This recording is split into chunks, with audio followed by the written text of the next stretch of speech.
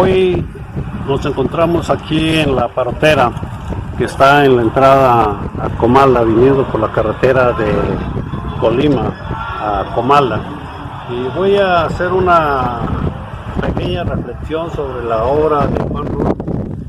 Y pues, es un punto obligado a empezar por el caso de Comala, nuestro pueblo.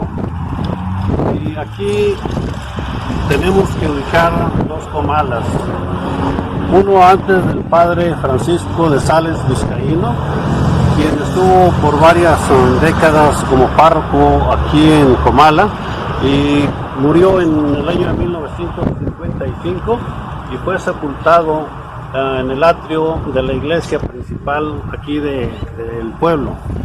Y el otro comal es después del padre Francisco de Sales Vizcaíno, que es donde surge la novela de Juan Rulfo, Pedro Páramo.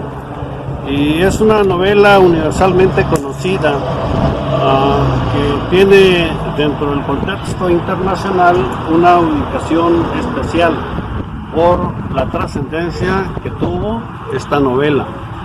Y yo puedo señalar que aquí en Comala hay que tener tres puntos fundamentales.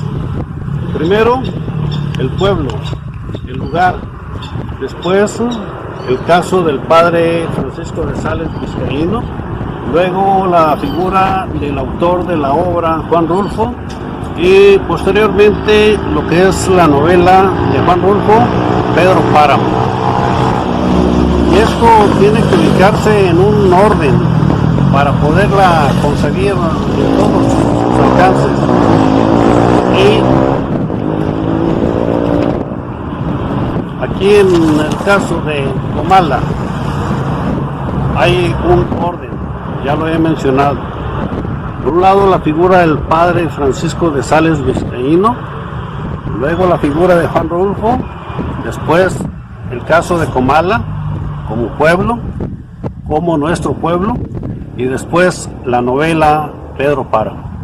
Y en este orden podemos ver que es la novela que tiene como centro del escenario a Comala, donde hay toda una historia que hay que comprender para poder entender la novela de Pedro Páramo. Y los personajes de la novela son algunos reales y otros son cambiados sus nombres, pero al fin del día son totalmente identificables. Y así podemos señalar como primer personaje el caso de Dorotea, a quien se le menciona en la novela como la flaca, pelona. Y muchas gentes de Comala tuvieron la oportunidad de conocer a este personaje. Luego viene la figura del padre Rentería, que hay que comprender quién es el padre Rentería.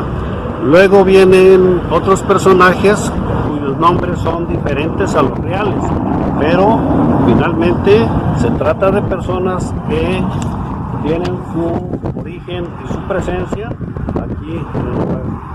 Y finalmente podemos decir que aparece la figura del autor, Juan Rulfo, a quien no se le puede negar la importancia que tuvo para Comala, porque él es el autor de la obra y quien se encargó de darle la dimensión que hoy por hoy tiene esta novela.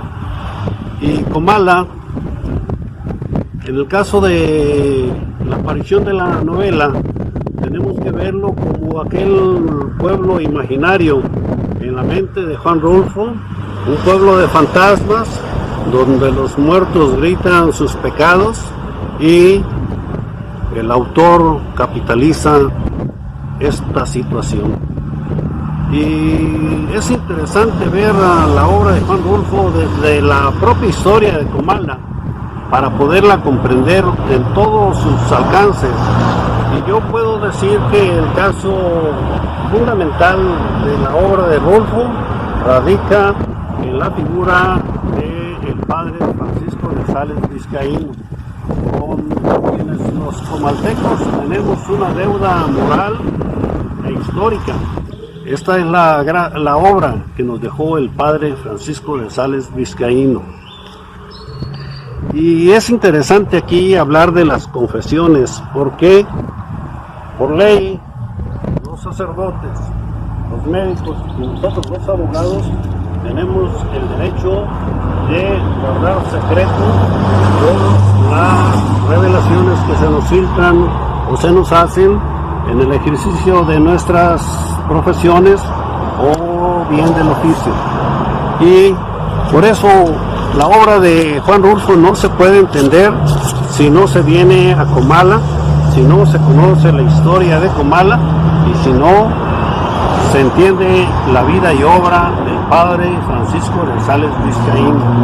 Y posteriormente voy a hacer un video sobre esta obra, porque la realidad es de que para los comaltecos es un orgullo haber tenido la oportunidad de que Juan Rulfo viniese aquí y hiciese la obra Pedro Páramo, que le ha dado la vuelta al mundo y ha servido de guión a muchas películas mexicanas.